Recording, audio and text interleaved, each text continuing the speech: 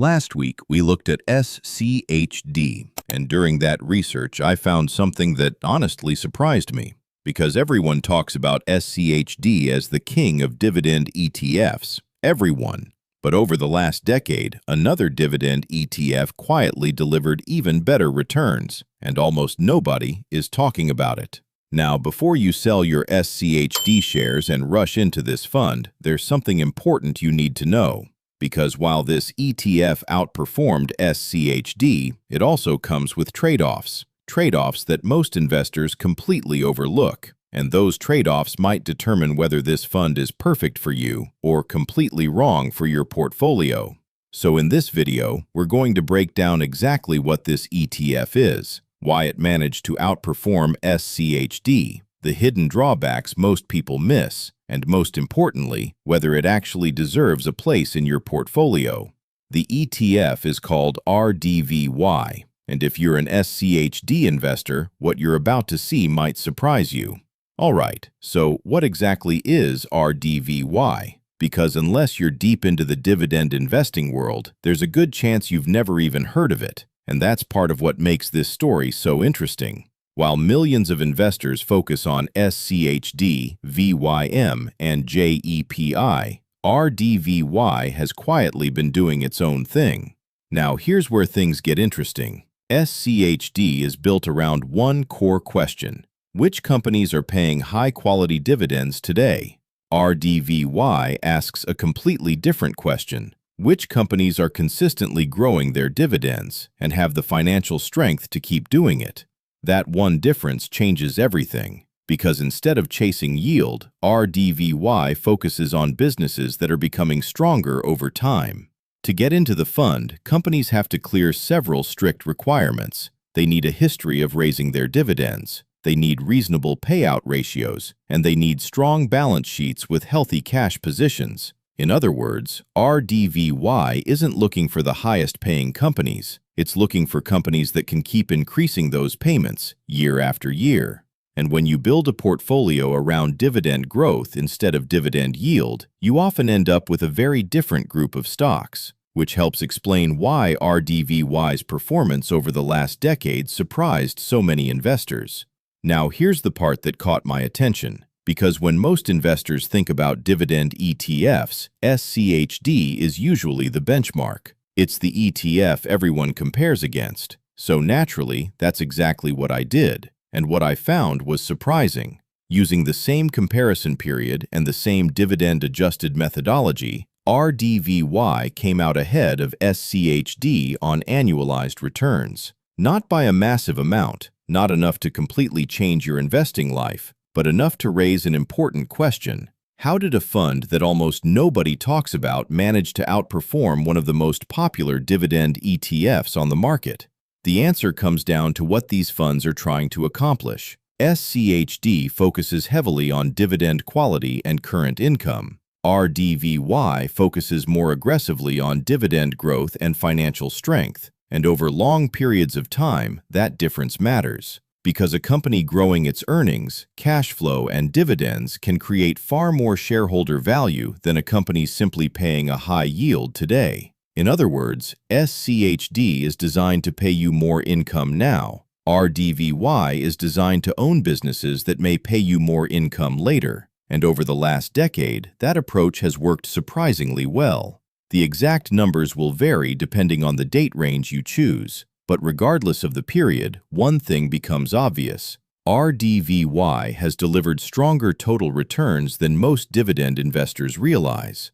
But before you assume RDVY is automatically the better ETF, there's a catch. Actually, there are several. Alright, so RDVY has delivered impressive returns over the last decade, but here's where most videos about this ETF stop. They show you the performance chart, point to the returns, and tell you the story is over. It's not, because there are three things about RDVY that most investors completely overlook, and depending on your situation, any one of them could matter more than the performance itself. Catch number 1, the yield. SCHD currently yields around 3 times more income than RDVY, and that's a huge difference, because if your goal is to generate income today, yield matters a lot. A retiree living off portfolio income may look at SCHD and see a meaningful cash flow advantage. RDVY, on the other hand, is asking investors to sacrifice income today in exchange for the possibility of stronger growth over time. That's a trade-off, not a flaw, but definitely a trade-off. Catch number 2, the expense ratio. SCHD is one of the cheapest dividend ETFs on the market. RDVY is not. Its expense ratio is several times higher. Now, that doesn't automatically make RDVY a bad investment, but every dollar spent on fees is a dollar that isn't compounding inside your portfolio. And over long periods of time, costs matter. Catch number 3, the ride can be bumpier. RDVY tends to have slightly higher market sensitivity than SCHD, which means investors should expect a little more volatility along the way. Not dramatically more, but enough that some investors may find SCHD easier to hold during difficult market environments. And that's important, because the best investment isn't always the one with the highest return. It's the one you can actually stick with when markets get uncomfortable. So no, these drawbacks don't make RDVY a bad ETF. Far from it. But they do explain why millions of investors continue to choose SCHD even after seeing RDVY's long-term performance. And they lead directly to the most important question of all. Who is RDVY actually built for? So who actually benefits from owning RDVY? Let's be honest about this, because the answer isn't everyone.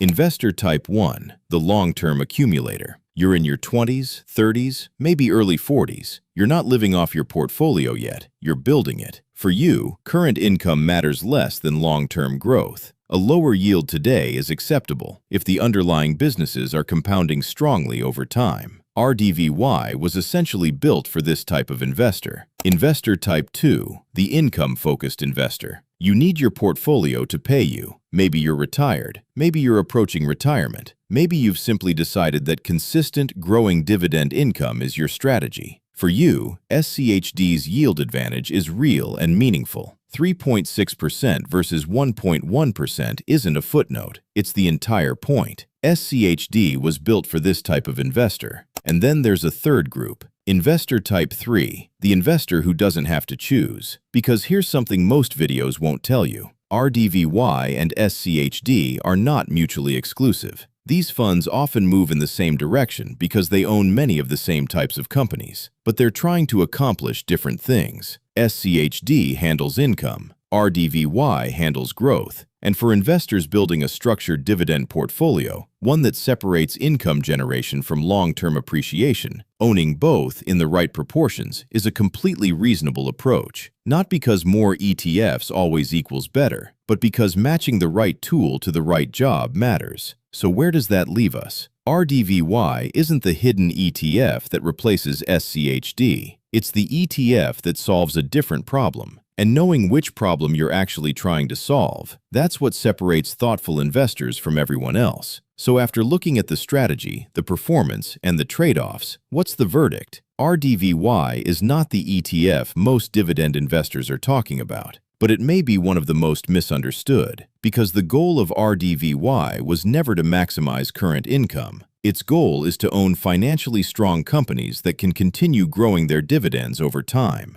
And over the last decade, that approach has produced impressive results. But that doesn't automatically make it better than SCHD. It simply makes it different. If you're building wealth and prioritizing long-term growth, RDVY deserves a closer look. If you're focused on generating meaningful income today, SCHD remains incredibly hard to beat. And for some investors, the right answer may not be choosing one over the other. It may be understanding the role each one plays inside a portfolio. Because investing isn't about finding the perfect ETF. It's about finding the right ETF for the job you're trying to accomplish. Now I'm curious, have you ever owned RDVY? Or are you sticking with SCHD? Let me know down in the comments. And if you enjoyed this breakdown, make sure you're subscribed, because in the next video, we're going to look at SCHD, VYM, and SPHD, and find out which dividend ETF actually deserves a place in a long-term portfolio. I'll see you there.